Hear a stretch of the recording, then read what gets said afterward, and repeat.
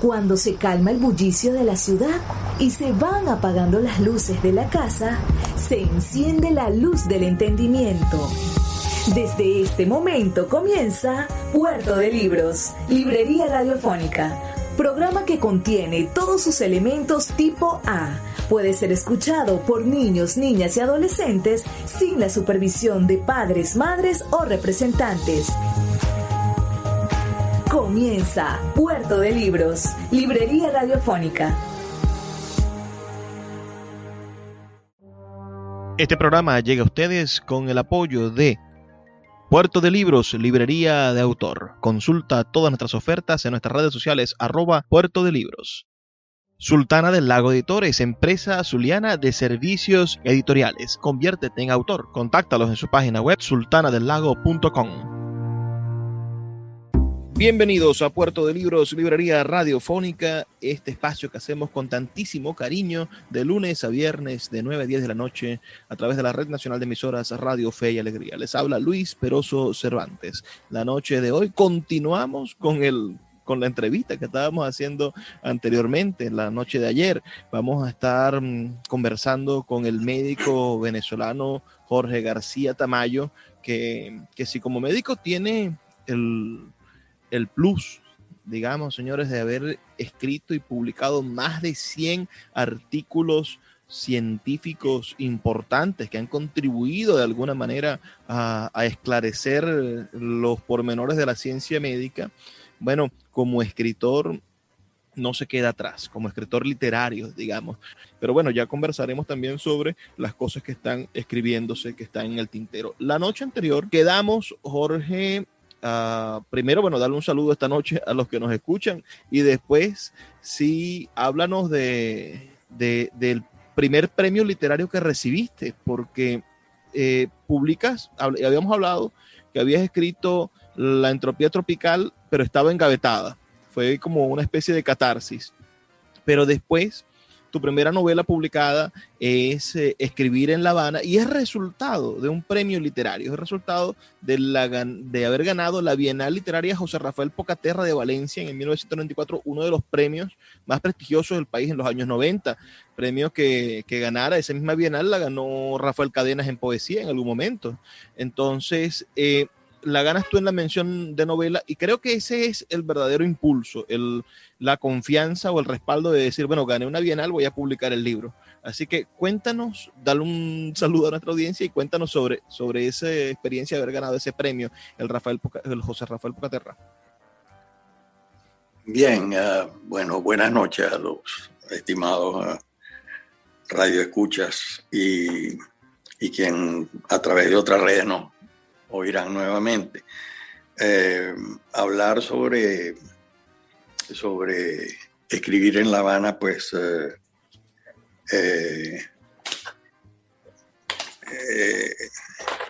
es ya ayer estuvimos conversando sobre eso. Yo quería referirme. A ver, dime nuevamente, Luis. El asunto de ganar el premio, ¿tú crees que te habrías dedicado a la escritura? ¿Como te has dedicado si no hubiese ganado esa Bienal? Sí, lo del ganar el premio fue de verdad una sorpresa impresionante. Yo recuerdo que me llamaron por teléfono, yo estaba trabajando en el Instituto Anatomopatológico, en una cosa de algo de unas autopsias, y entonces me llamaron por teléfono y me dijeron, mire usted, se ganó el premio de la Bienal, y dígame una cosa, usted es extranjero, ¿verdad? Y digo, bueno, más o menos. Y me dice la señora que hablaba, ¿cómo que más o menos? Bueno, sí, es que yo soy maracucho. Pero entonces no es español, ¿no? No, por Dios, no, yo soy maracucho. Bueno, por ahí empezó la historia del premio. Y claro, luego fuimos y recibimos a Valencia unos meses después a recibir el título de haber ganado. Y en ese tiempo yo tenía un buen amigo patólogo que que es vasco y guipuzcoano, Eduardo Blasco Lachea, que me dijo, bueno, ¿y qué vas a hacer ahora? Eso hay que publicarlo. Y yo le dije, bueno, ya va, lo que primero que tengo que hacer es ir a Monte Ávila, que es la editorial, y ellos me dirán, ¿no? Y en esos días pues fui, y en Monte Ávila me dijeron, sí, ok, está bien, usted lo vamos a poner en lista de espera, y dentro de unos 2 años más o menos, pero yo salí pues decepcionado y le comenté eso a Eduardo, y dije, pero están locos, y dice, ¿cómo es posible que ya yo tengo una editorial en San Sebastián, en el País Vasco, donde mi hermano publica libros de derecho, que él es abogado, y ya lo vamos a publicar? Y salió la primera edición de Escribir en La Habana, publicada en el País Vasco, en San Sebastián, Guipúzcoa, y me envió, o fui yo allá a verlo, y me traje 300 ejemplares de esa edición, que tiene la portada que luego siguió usando las otras ediciones. Celeste, ¿no? O la celeste, sí, la segunda edición. Sí, la azulita esa es la misma portada. Y me dijeron, bueno, ¿y ahora?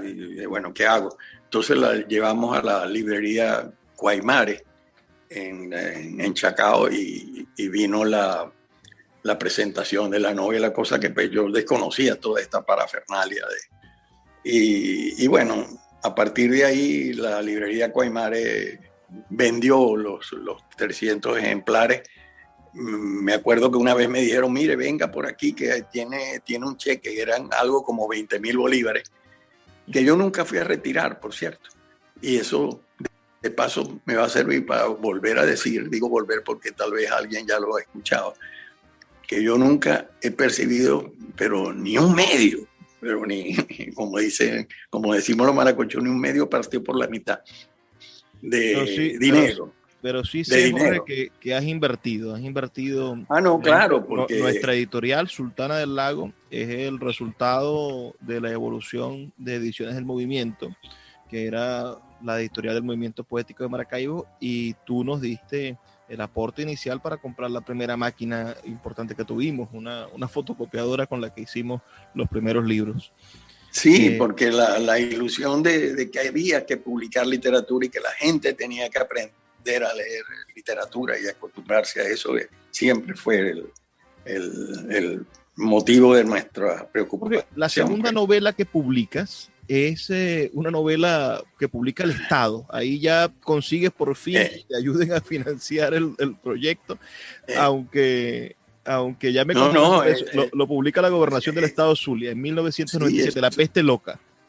Esto es importantísimo porque resulta que yo todavía no tenía nada publicado cuando vine a Maracaibo con un manuscrito de eso que yo decidí llamar La Peste Loca, porque era una cosa que se relacionaba con la encefalitis equina venezolana y un investigador y unas dificultades inventadas sobre el gobierno que está en contra de la investigación. Y bueno, para mi sorpresa, porque también tenía un lenguaje muy personalmente, era una agresión contra la figura del presidente cambiante del sistema democrático. Y a Jesús Ángel Parra Semprún le pareció fantástica, y yo me quedé asombrado, pues dije, pero este tipo me dijo, no te preocupes que esto se publica. Y lo publicó la Gobernación del Estado en la época de Arias Cárdenas, y en una colección que se iba a llamar Madréporas, en fin. La colección Madréporas, como el libro de Jesús Enrique Lozada. Este libro, La Peste Loca, es un libro muy difícil. Lo digo yo porque lo he intentado leer varias veces. Es un libro que un lenguaje poético, porque podrás decir que no entiendes mucho la poesía, como me has dicho en otros momentos, pero yo siento que este libro es altamente poético, tiene una estructura metafórica y tiene una manera de capturar el habla del zuliano, y para hablar de cosas profundas, porque regularmente vemos el habla del zuliano caricaturizada.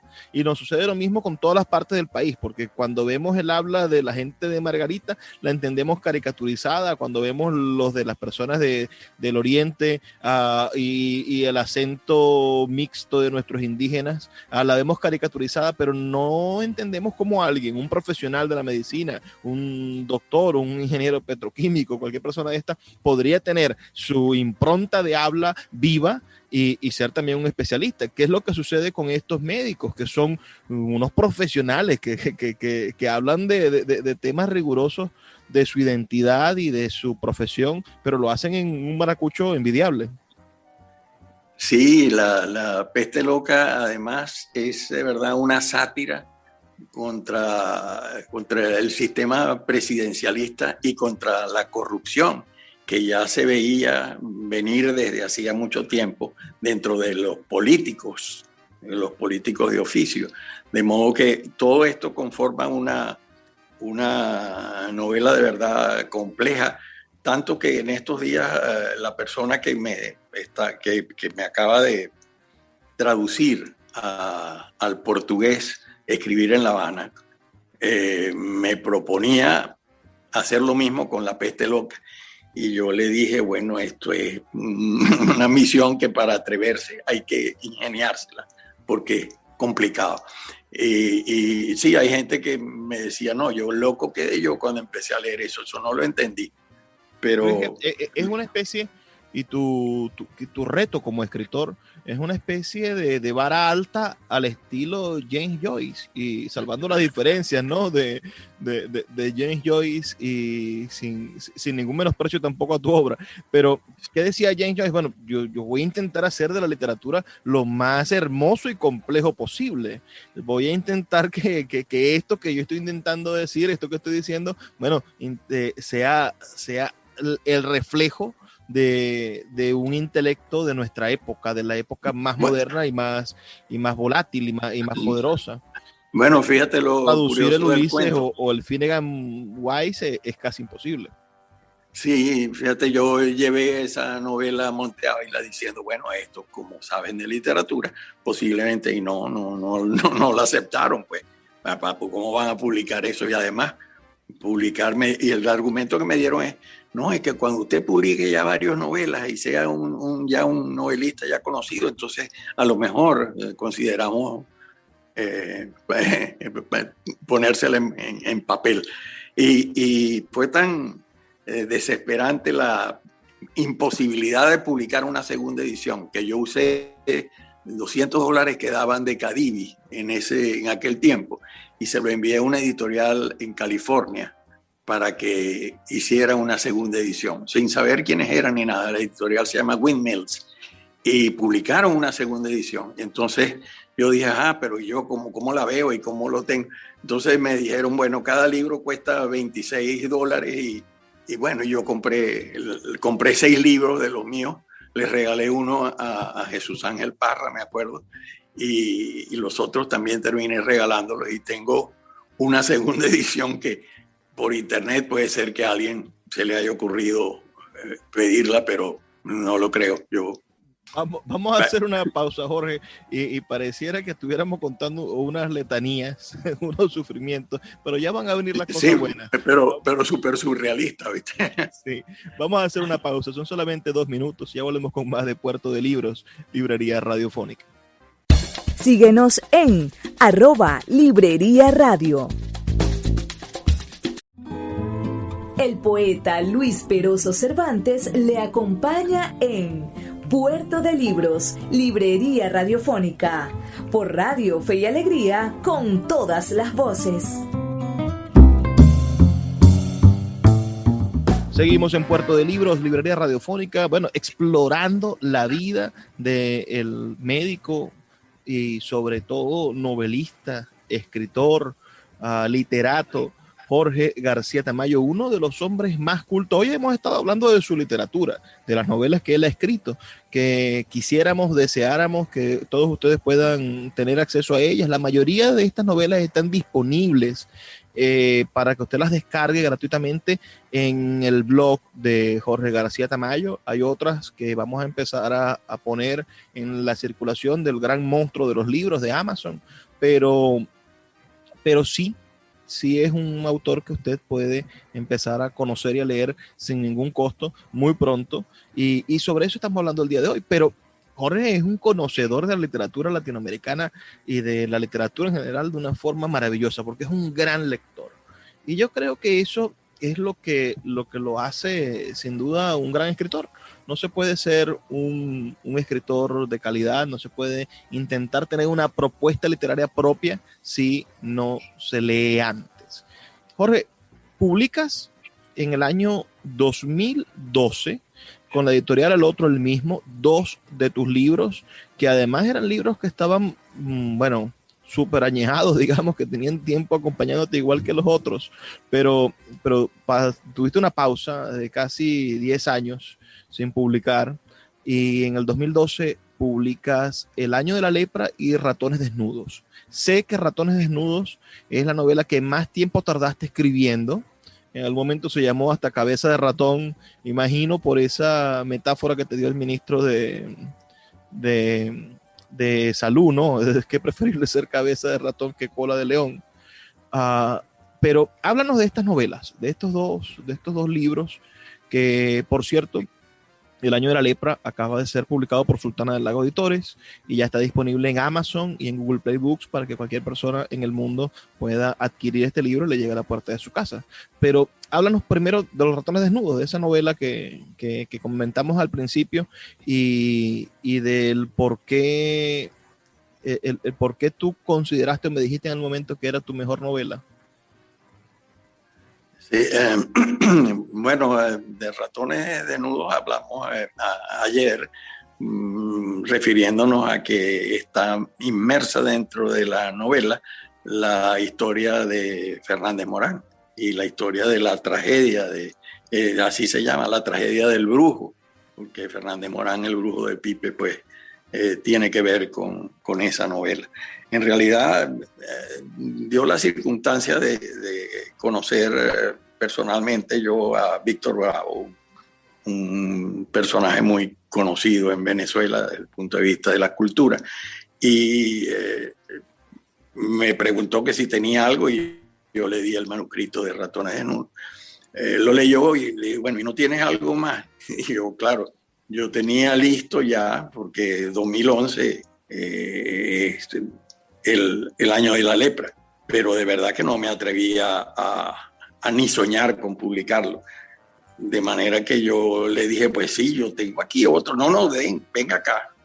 Y entonces Víctor Bravo hizo el esfuerzo en aquel tiempo, algo en Colombia, luego en Caracas, y finalmente pues se publicaron las dos novelas con 2011, 2012.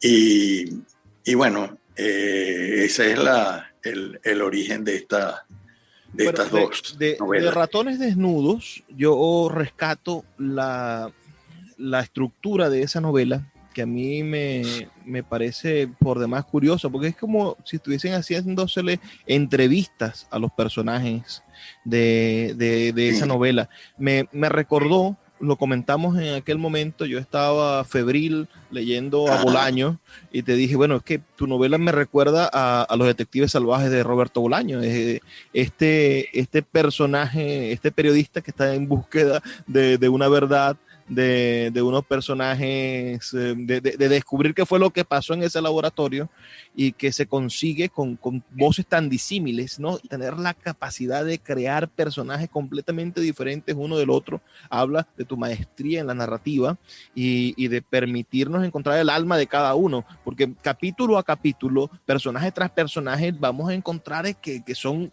totalmente diferentes, son personas que podríamos decir que existen y que fueron prefiguradas por tu imaginación. Eso a mí me maravilla y me quito el sombrero, como dice Joaquín Sabina, si vale la pena tener sombrero para quitárselo, entonces me quito el sombrero frente a la pieza de perfección narrativa que es Los Ratones Desnudos. Sí, esto tiene un detalle interesante porque me lo han preguntado en otras ocasiones. Bueno, ¿y cómo hace usted? Es que esos personajes de verdad existen. ¿Cómo los inventa completamente? ¿De dónde saca? Es decir, Es verdad. Por ejemplo, quien narra la situación, que es un periodista, que por cierto al principio hay una acotación que dice que pasan más apuro que un reportero de guerra en la guerra de los Balcanes, porque los periodistas o los comunicadores sociales hay que ver lo que les cuesta para realmente ser honestos en su trabajo y decir la verdad, porque la verdad a veces no es tan fácil de decir. Bueno, este señor que se llama Hernando Salazar, tiene el nombre de un amigo mío que murió hace años ya, va a través de entrevistas a buscar la realidad de una institución que la gente cree que existió en Maracaibo, pero realmente no existió, que se parece un poco al Instituto Anatomopatológico donde yo viví, con personajes que he extraído de allí. Y todo eso conforma pues una historia de una investigación donde la microscopía electrónica y Fernández Morán tienen su papel. Pues eso creó la novela Ratones Desnudos. Mira, y El Año de la Lepra, publicado ese mismo año, ese está ubicado, la acabamos de publicar, es una novela que tiene su reedición ahorita con nosotros, con Sultana del Lago, y que sería un placer que conversara sobre ella. Tiene una trama de corrupción también, tiene una historia de un bielorruso, y tiene también la historia del descubrimiento de este virus, de la lepra, y de la historia del leprocomio zuliano. Háblanos de ese entramado, de esa novela que está viendo la luz recientemente y que sin duda puede darnos muchas luces sobre cuáles son los problemas de nuestra actualidad, porque cuando leemos este 2012, el año de la lepra, nos enfrentamos a la idea del problema del sistema de salud venezolano. Aunque fue escrita en el año 2011, parece que estuviésemos hablando del mismo problema ahorita. Hablamos de quienes dirigen sin conocer un mundo tan complejo como es la salud, y después vemos las tribulaciones de un médico venezolano del siglo XXI. Sí, esta novela tiene, digamos que 5 personajes que van a ir en paralelo actuando. Y uno de ellos, que quizás es lo más interesante para llevar la ilación, es una doctora joven que escribe un diario desde que era niña. Y entonces el marido de la doctora esta es quien al final hace una especie de recopilación y usa los retazos del diario para ir llevando las secuencias de qué fue lo que fue pasando con su historia personal de ella, pues su madre que se enferma y se muere de cáncer. Él luego se va a estudiar a Caracas y luego siempre interesada en el tema de la lepra, que es una bacteria parecida al bacilo de la tuberculosis, pero que tiene sus características muy especiales. Y es que se sabe que los cachicamos, o sea, los animalitos estos de corteza dura, tienen ese germen dentro. O sea, el bacilo de la lepra vive dentro de los cachicamos y los cachicamos no son leprosos. La pregunta de por qué, quizás es porque funcionan a una temperatura muy baja. Y bueno, se supone que hay un médico que es polaco y se parece a un personaje que existió realmente, que trabaja en la isla de Providencia y por eso se interesa en la lepra. Y se le ocurre montar en la Cañada de Urdaneta un laboratorio para estudiar la lepra en los cachicamos, hasta que se da cuenta que la potencia de ese bacilo, de esa bacteria, tiene que ver con genes que tiene la bacteria dentro, cosa que es verdad. Y entonces encuentra que se produce una mutación y los cachicamos se enferman. Bueno, estos son 2 personajes, el investigador y la joven doctora que echa el cuento en su diario. Y luego hay un bielorruso que se formó en la KGB, pero que tiene un reconcomio con Ucrania, porque cuando ocurrió el desastre de Chernóbil, el viento que fue hacia Bielorrusia echó a perder por radiación los campos de Bielorrusia, y él le parecía que Ucrania tenía que pagar por eso. Y él es fanático de la Unión de Repúblicas Socialistas Soviéticas y quisiera que volviera. O sea, como quien dice, que Putin fuera de nuevo el gran zar de una Unión Soviética grandísima que tuviera como antes todos esos países. En fin, este bielorruso sabe que lo de los bacilos es verdad, y luego se viene entonces a tratar de averiguar cuál es la fórmula que tiene para usar esos bacilos de la lepra como un arma biológica, que él espera ofrecérselo a su madre Rusia, pues. Y bueno, los demás personajes tienen que ver con la isla de Providencia, quienes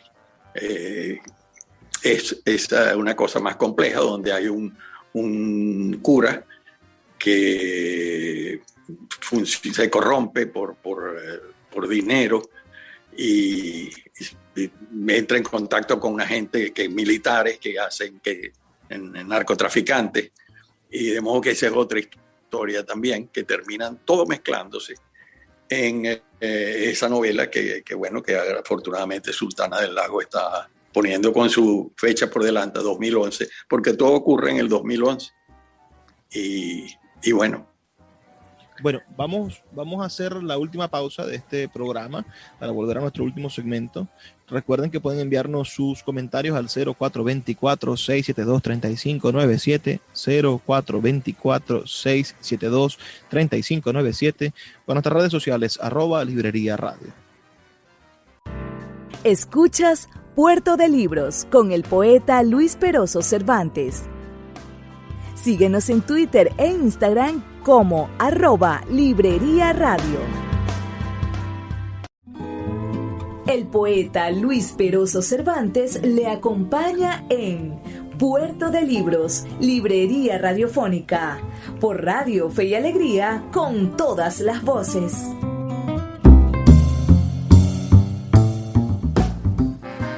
Seguimos en Puerto de Libros, Librería Radiofónica, ya en el último segmento. Nos robamos a Jorge García Tamayo durante 2 programas. Ha sido de verdad un placer conversar contigo, Jorge. Solamente hemos hecho este trabajo así doble con Víctor Fuenmayor, que nos dio una entrevista bastante larga, y el profesor José Quintero Well también le hicimos 2 episodios. Pero bueno, tu vida merece esto y mucho más. Jorge, hablemos de tu última novela, de Vesalio el Anatomista, que salió publicada en el año 2016 por Ediciones Astrodata, y sé que Vesalio es uno de los personajes de la historia de la humanidad que más te fascinan, que ese hombre que, a pesar del oscurantismo, decidió violar las reglas para hacer una anatomía, para dibujar. Además era un excelente dibujante, para dibujar una anatomía del cuerpo humano. Háblanos de la pasión que te llevó a escribir esta novela, y bueno, que esta es una de las pocas novelas, si mal no recuerdo, donde hay una historia de amor feliz, porque en las demás el amor es como algo un poco más tortuoso. Sí, bueno, el personaje de Vesalio, pues, al fin y al cabo, como anatomopatólogo, la anatomía lo conoce uno desde que empieza a estudiar, y siempre me interesó. Me acuerdo por allá hace muchos años, un congreso que hubo, yo di una charla sobre Vesalio, y era la época en que nosotros consideramos que las autopsias era el control de calidad de la medicina.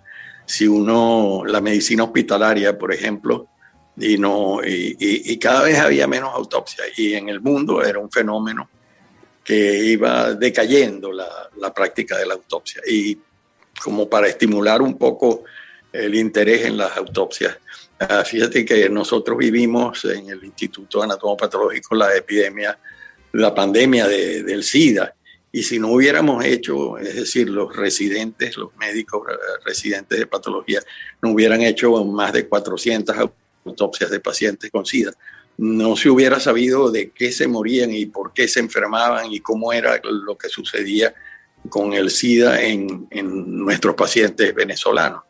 De modo que la investigación a través de la anatomía pues siempre fue un interés grande de mi parte. De modo que a encontrar la relación de la vida de Vesalio, existe yo voy a decir un profesor mío, porque lo conozco, es un patólogo latinoamericano muy famoso, el doctor Rui Pérez Tamayo, que ha escrito sobre Vesalio, y yo le pedí asesoramiento a Pérez Tamayo para cuando ya tenía esta novela escrita como novela, porque, bueno, la parte histórica pues tiene que ser lo más cercana a la realidad, pero sin embargo es una novela, porque hay que novelar la vida de un personaje que vivió en finales del siglo XVI, de modo que es complicado. Es como lo que decía antes del Bosco en la novela Para subir al cielo. De modo que algunas personas me han dicho que esa es la mejor novela. Consideran dentro de las cosas que yo he escrito, la consideran como una novela perfecta. Y bueno, usa también un sistema de son de mi persona, conversando con el doctor Rui Pérez Tamayo sobre Vesalio, y así va llevando la historia del personaje hasta el final, con las diferencias de lo que es novela y lo que es historia. Pero bueno, esa es la historia de Vesalio, el anatomista, que lamentablemente tampoco se ha divulgado o vendido, pues. Bueno, no siempre el éxito está relacionado con las ventas. Pensemos que en la sociedad capitalista parece obligatorio, pero no es la realidad de la literatura. La literatura sí, claro, es un trabajo cifrado y una lucha contra el reloj, porque evidentemente nosotros vamos a fenecer en cualquier momento y el libro va a seguir allí. Y el que haya vendido 1000 libros o 1 millón de libros en este momento no quiere decir que el libro vaya a estar después de que esa persona fallezca. La literatura es muy tiene su propio ritmo en ese sentido. Sí, yo quería hacer un comentario también de que por ahí los años 1993, 94, yo estuve asistiendo a un taller de narrativa con el escritor Eduardo Liendo, que es muy conocido. Por cierto, Eduardo Liendo entiendo que está bastante enfermo y bueno, ojalá pues mejorara de salud totalmente. Pero con Liendo aprendí yo muchísimo, sobre todo de esto de por qué uno escribe y piensa las cosas, cuál es el fondo, el trasfondo de la literatura. Y de modo que esos 2 años para mí fueron muy importantes. Fue simplemente un mes en un año y otro mes en otro, pero yo aprendí muchísimo en esos talleres de narrativa de Liendo. ¿Y qué puedes decirnos de Liendo en el sentido en el que qué te enseñó particularmente o qué te motivó en el momento en el que viste esos talleres de narrativa con él? Bueno, fíjate, lo interesante de ese taller de narrativa es que él lo que planteaba era que cada quien lo que tuviera escrito lo expusiera allí delante de los demás y todo el mundo opinaba sobre lo que escribía. Y entonces, claro, él complementaba, de acuerdo con el tema, con algo de literatura y de conocimientos generales. De modo que era una especie de taller muy particular, donde no se iba a dictar una cátedra de narrativa o una cátedra sobre la literatura, de modo que uno aprendía de las fallas o de los aciertos de lo que cada uno iba escribiendo. En ese tiempo, por cierto, yo estaba escribir en La Habana, y me acuerdo que leí personalmente uno de los capítulos de la novela. Y claro, me gustó mucho y a mí me pareció, bueno, esta novela como que de verdad tiene posibilidades. Pues sí, finalmente, pues como ya comentamos, ganó el premio. Pues sí, Liendo es famoso por El mago de la cara de vidrio, referido a la televisión, ¿no? Se usaba de texto en las escuelas. Y luego, Si yo fuera Pedro Infante, y La historia del enano, y una cantidad de novelas que él publicó. Y bueno, recientemente no ha vuelto a publicar más, pero por eso yo espero que si está enfermo, pues que mejore realmente, porque es un baluarte de la literatura venezolana. Derivemos en dos cosas, Jorge. Primero, el reconocimiento de tu ciudad, de tu Universidad del Zulia. Te nombró doctor honoris causa de la Universidad del Zulia.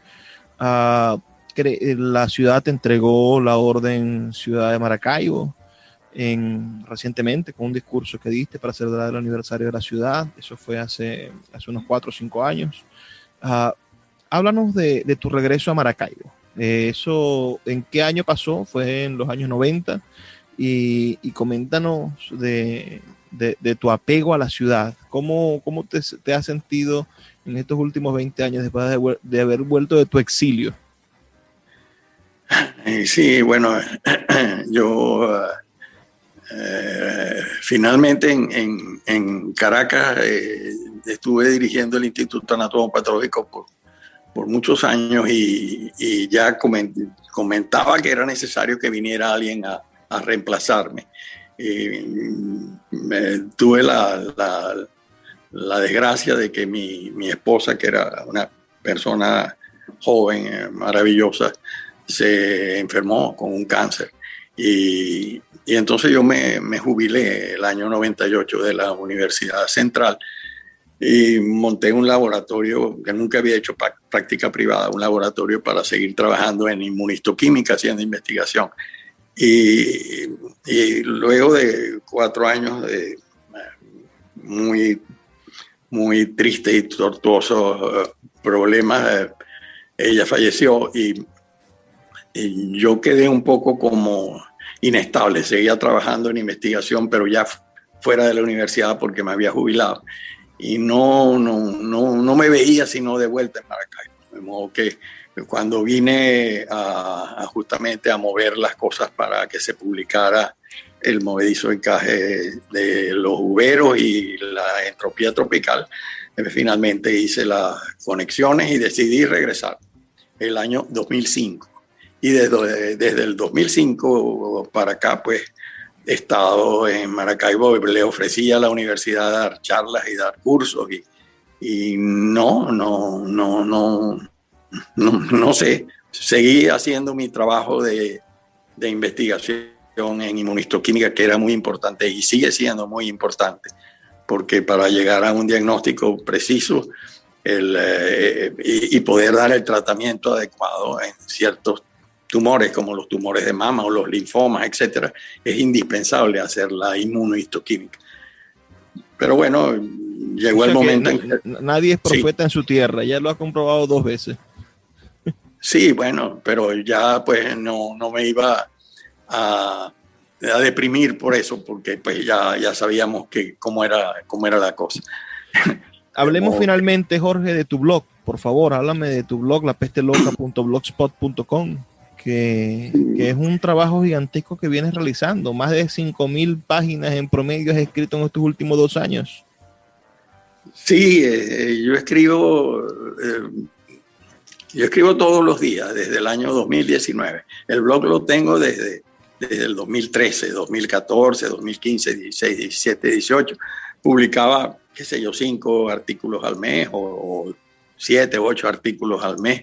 Y en 2019 dije, bueno, pues voy a publicar todos los días, porque nada, y lo he seguido haciendo. De modo que, no digo 5,000, muchísimas páginas escritas, porque claro, para publicar hay que escribir. La pregunta es de qué.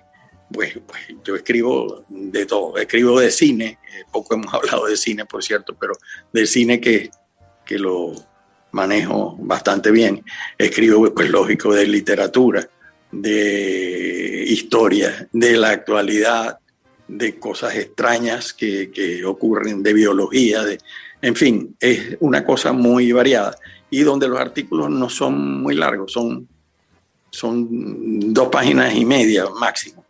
A veces son 3 páginas, pero en general son 2 páginas y media, de manera que cualquiera lo puede leer en un corto tiempo.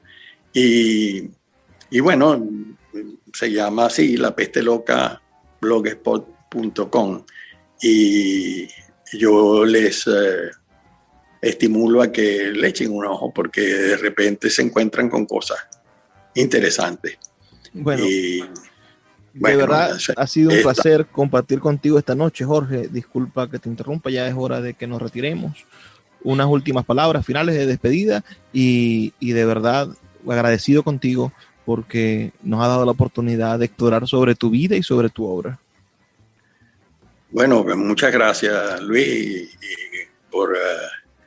por haberme dado esta oportunidad y espero que sigamos adelante en la lucha esta de hacer que la gente de verdad lea más, escriba más y que nuestra literatura sea tomada en cuenta como algo que de verdad tiene su razón de ser. Gracias. Gracias a todos también, a todos los que nos escucharon. Les recuerdo que estamos aquí de lunes a viernes de 9 a 10 de la noche por la Red Nacional de Emisoras Radio Fe y Alegría. Ha sido un placer trabajar para ustedes. Me despido pidiéndoles que por favor sean felices, lean poesía.